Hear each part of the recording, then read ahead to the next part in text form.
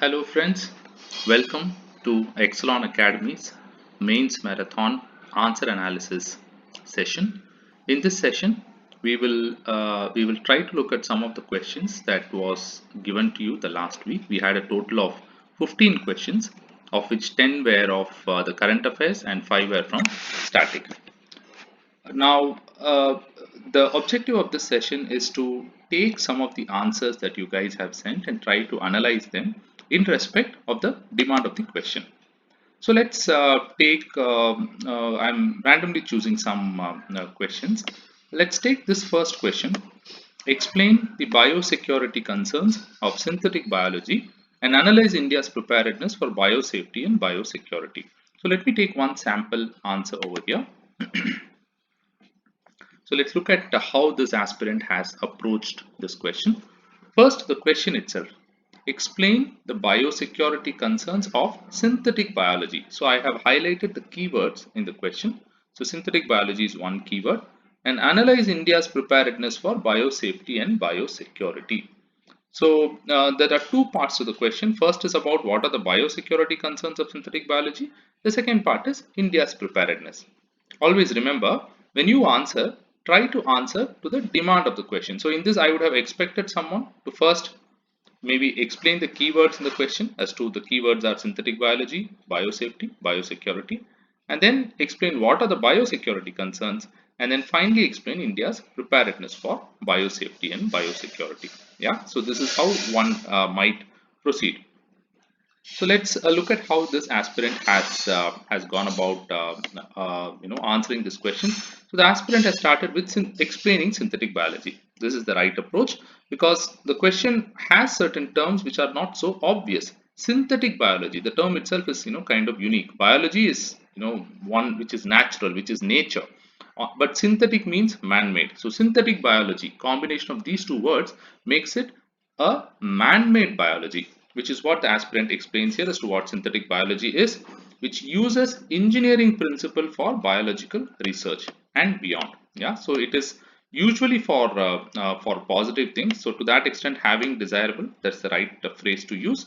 But sometimes it could be used for harmful purposes. Then the aspirant goes about explaining it could have been better if what is biosafety and biosecurity could also be explained. In our answer key, if you look at it, we've explained what biosafety and biosecurity is. So then the aspirant has gone about mentioning about what are the biosafety concerns. So at least that division is there. Though safety and security are always used interchangeably, there is a slight difference, and that difference what is comes out in this between this and this as to what is a biosafety and what is a biosecurity. So both have been mentioned. To this extent, this is correct. And there is also mention about the Wuhan virus leaking out and all that, which is fair enough. Even if you don't mention specifically about the COVID virus, is also better. Generally in UPSC, unless it is specifically asked, we need not necessarily give an actual example, especially around which there is a lot of controversy with some countries pointing blame at China and China reverting with its version, etc. But that's okay. In this question, it's still okay. Then the third dimension of ethical concerns is also mentioned, even though this is not exactly asked in the question, but it is still okay. It is acceptable. What are the ethical concerns of biosafety? The real part of the answer, which is the second part, starts from here. What is the Indian scenario? Indian scenario for what? Go back to the question. Indian scenario for, that is Indian preparedness for biosafety and biosecurity.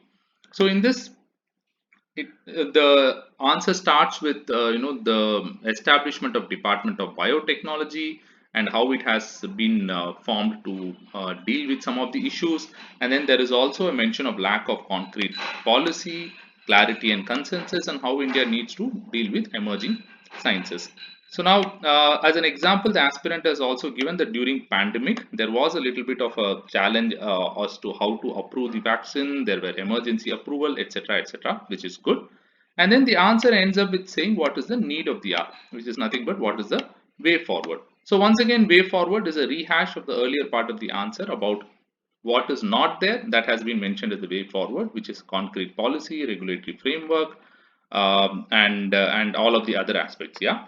The only thing I felt in this answer, so what are the good things about this answer? The good things about this answer is the answer to a good extent understands the demand of the question and answers to the demand of the question. It mentions what is biosafety, what is biosecurity, what is synthetic biology, and what is India's preparedness. At a high level, it touches all the right areas.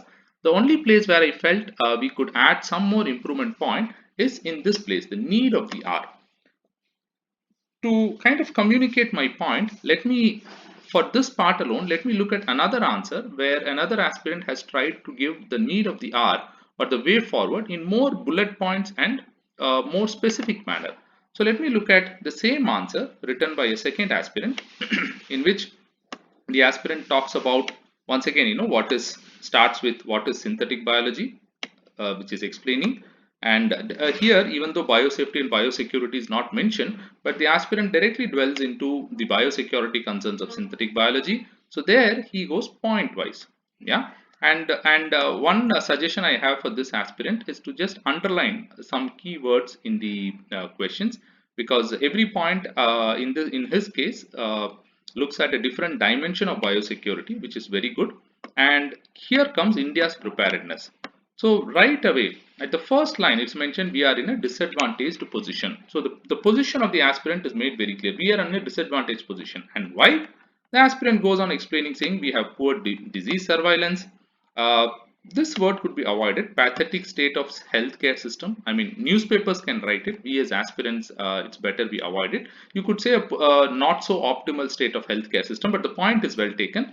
Insufficient coordination among various government agencies, so on and so forth, and multiple institutions. This is a very, very important point, because the multiple institutions is what makes it difficult to take a decision to tackle a problem, especially an interdisciplinary problem like synthetic biology.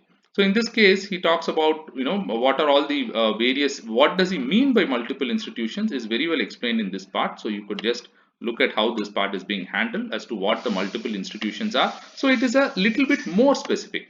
And what I also liked in this answer was in the way forward, very specific points. We need an empowered coordination, the improvement at grassroots level, border control institution. The advantage of putting this kind of way forward is that it's quite possible that each of these keyword matches with the examiner's what do we call examiner's answer key. So the more and more there is a match of your answer with the examiner's answer key, the better for you. So let me conclude by saying that this was a little vaguely worded question, not a very direct question of polity or economy or science and tech. In fact, it was a combination of polity and governance. Yeah. And to that extent, I think these two answers did a good justice of trying to attempt the answer in a comprehensive way. I have mentioned the pros and cons of both the answers. And I believe at this stage, in the month of June, if someone is able to think this much and write it, and they have written it within a particular time duration, I think this is a very good attempt. So my congratulations and best wishes to both these aspirants for the answer that they have answered. Yeah. So let's now move on to the next question, wherein we take a couple of more aspirants and how they have tackled a different question. So let's move on to a different question.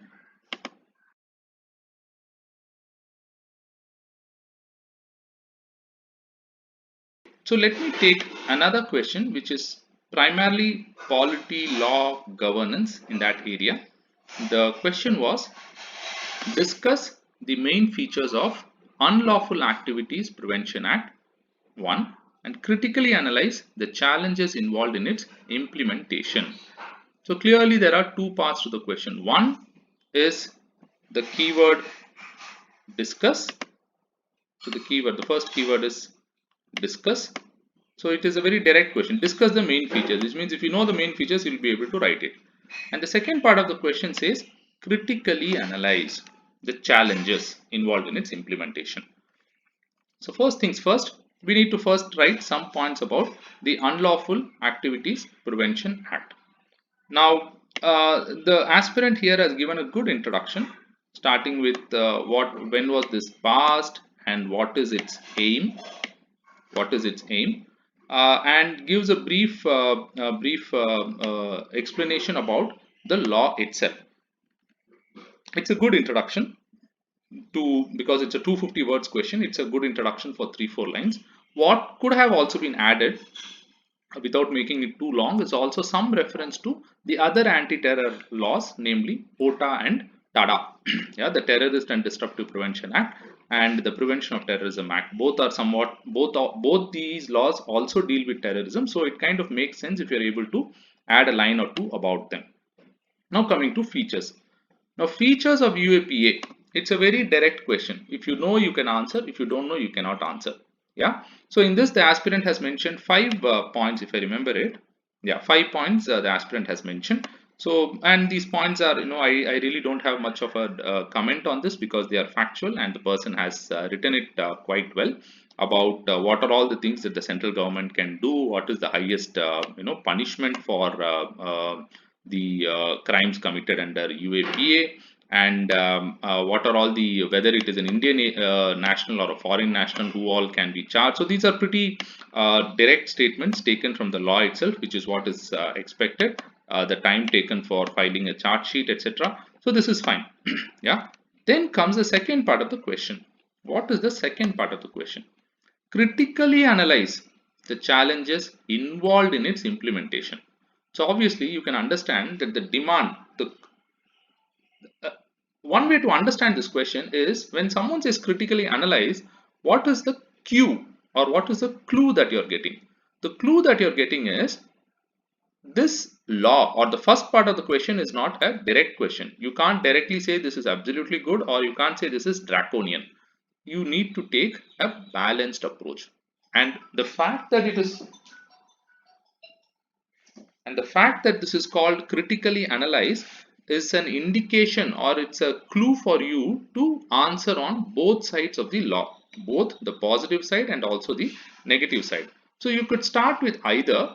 You could start with what is, why the UAPA was required. You could start with that, or you could start with saying what are all the possible misuse that can emanate from UAPA and how it can act as a curb on civil liberty. So you can take both the approaches. Let's see how this aspirant has, what approach this aspirant has taken. The aspirant starts with petitions challenging the UAPA constitutionality and goes on to talk about the Sajal Avasti case and couple of other cases which were filed with the Supreme Court on alleging that this law is curbing the civil liberties. This point is definitely correct, but then when you're answering it, try to, as much as possible, try to use the exact same language as that of the question. When the question says analyze the challenges involved in its implementation, let the heading in your answer be challenges involved in its implementation. So, or something similar, wherein you say that India as a country needs a strong anti-terror laws because we have various kind of challenges. The angle around Naxalism to separatism to fundamentalism, we have various types of challenges. Therefore, we need a strong law to protect the unity and integrity of India. And couple of more points, in terms of we've lost people, we've lost prime ministers, we've faced a lot of challenges because of terrorism. However, these are all some of the weaknesses. That could be the high level point. So in this case, it's good that the aspirant has gone deep into giving the example, but my suggestion would be to structure the answer in a way that it directly, so that the heading is directly taken from the question, preferably. Yeah, infringement of this law in the various articles is mentioned, which is good. Then the aspirant goes about talking about what are all, why this law is draconian. In a way it talks about why this law needs repeal or reform or whatever it is. However, it is better to avoid a term like this, problematic legislation, because it is something which is already there, which is already existing. We could use a slightly should I say a lighter term for a law that is already existing. And when I looked at the focus of the answer, yeah, right from this part, that is petitions challenging UAPA, so this half a page and this full page, it is out and out on concerns. Till here it is on concerns, and just towards the end the aspirant writes about while more while there is the need. I'm sorry, I'm not able to read this. Question the need for stringent law. Yeah, I'm sorry. While none will question the need for stringent laws that allow zero tolerance, the government should be mindful of its obligation. Now, my humble opinion here is, once again, this is more of a journalistic language, who take a lot of liberty at criticizing the government. As an UPSC aspirant, definitely you can. But what I find missing in this answer, which is otherwise well written, what I find missing in the answer is why we needed an anti-terrorism law in the first place. That is somewhat bundled in the last 2-3 lines of the question, which I feel a little more emphasis on the question, on the aspect, because what you have done here is to give a very detailed explanation on what is missing in the law, but what you have not done here is doing justice to the term critically analyze. So it's a kind of a slightly lopsided analysis, more on the negatives of the law as compared to the positive. So I would request you to just remember this part alone. Otherwise, this is a good answer. Reasonably, both the earlier answer and this answers, I also felt that the handwriting was somewhat easy to follow. And one doubt or one question one thought, yeah, or one, what should I say, observation I had for this answer alone was perhaps, if you can see here, when you're writing an actual UPSC answer, what you have written in the previous page is showing an imprint on this page. Yeah, make sure that this somewhat gets reduced. It is bound to happen, especially if you're using a ball pen and you're putting a lot of pressure while writing it. Just make sure that the other side of the page looks clean, because in the UPSC examination you will be writing on both the sides of the paper. Yeah, so please make sure. And this page was good, but somehow I felt this page, if it is consistently like this, it may be a little difficult for the examiner to be interested in what you have written, because it's somewhat distracting, is what I also felt with this, because these are excellent points, but it shouldn't take away the credit from you because you have some issues related to the paper. Let us look at another current affairs question that we had asked, which was more about amending the Officials Languages Act. So the question read as follows: State borders in India were drawn based on languages. In light of this statement, do you think there is a need for amending the Official Languages Act to make it more accommodative? Okay. So first, let's analyze once again. Let's go with the basics. First, let's underline the keywords of the question. Yeah, state borders in India were drawn based on languages. So I may say that perhaps language is one keyword here. In light of the statement, do you think there is a need for amending the Official Languages Act? And amending the Official Languages Act for what? To make it more accommodative. Okay. So once again, two parts in the same question, and it's a very short question, a very short answer expected of 150 words. So what is it saying? It is talking a little about the past, which is the state reorganization on the basis of language, and it is also making a connection to the Official Languages Act, as per which Hindi and English have been made as the official languages, and some of the languages included, none of the other languages included in the 8th schedule are included in the official languages. So it somewhat connects the state reorganization of India and links it to the need to make the Official Languages Act more representative, more accommodative. Yeah, that's the demand of the question. Now, of this two demand, which do you think you should spend more time writing or more space writing? Should you spend more time writing about the first part, which is the state borders in India being redrawn, or should you spend more time on explaining more the need for amending the Official Languages Act? In my view, it is the latter. The first part of the question is more as a precursor. You will just touch that part and you will move on. Yeah, so let's look at how it has been approached here. So the answer starts with India being a kaleidoscope of diverse culture and language, which is a very impressive way to start it. And it talks about the unity in diversity, and in this case, it's about beauty and unity of our country, etc. Talks about the Fazal Ali State Reorganization Committee, etc., etc. All this, no one can find fault because these are all factually correct. With the creation of linguistic state, the possibility of secessionism was checked, consolidated strengthen the administrative convenience, all that is fine.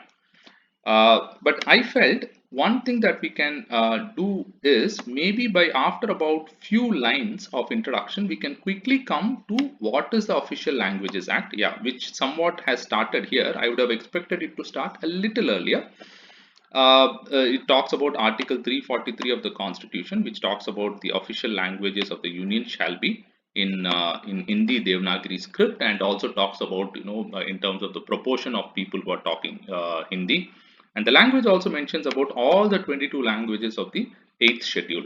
Even if you are not able to mention it, I think this is perfectly okay. That is not really expected that you remember all the questions, but since the person has knows it, the person has written it. Now, if you look at our answer key, we would have given more bulletized specific points as to why the Official Languages Act may be amended. See, always please remember, it's better to avoid words like should, must, has to in an examination, and even after you become a civil servant. Even very tough decisions, you can just kind of say them, this may be considered under these circumstances. This seems to be the most appropriate way forward. Yeah, so that's why I've highlighted this word. Official Languages Act may be amended to give all languages mentioned in the 8th schedule the stature of national official languages. Now this is your personal opinion, so it is okay. How much it is feasible, what are the challenges in implementation, that also if you write it, it would even further enrich the answer. You may as we had mentioned in our answer key also, we have first mentioned why it is necessary to make more languages as official languages. That would also help in preservation of the heritage, culture, etc., and a couple of other points we have mentioned. So you could take some more points and add it perhaps in a more bulletized word, so that the number of dimensions that you add to answer to that question increases. So that is what the evaluator will see. He will have his key, he will look at your bullet points for every matching, or even otherwise. If a bullet point is unique, different, you will definitely get a credit for that. So that's about this question on the state reorganization and the need to amend the Official Languages Act. Now let's look at one or two static questions also. So one part that I liked in this answer was the static question on geography, which was about the geological and paleontological evidences of the continental drift theory. It's a fairly straightforward question. Anyone who has prepared, people who know the various kinds of theory we have, the continental drift, plate tectonic, etc. And a good introduction is given about who introduced the continental drift theory, and what did he call the super landmass and the large ocean, and how it broke up, what was the reason for breaking up. All that is very very well mentioned, and the evidences are also mentioned in broad two categories: geological evidence and paleontological evidence. So geological evidence, you see that the rocks of same age are found across the Atlantic Ocean. So the only possibility is they must have been once a contiguous land area. A lot of other explanations are given. Then the jigsaw fit. So one thing unique about this answer I felt was, among all the people who have written, none have drawn this picture.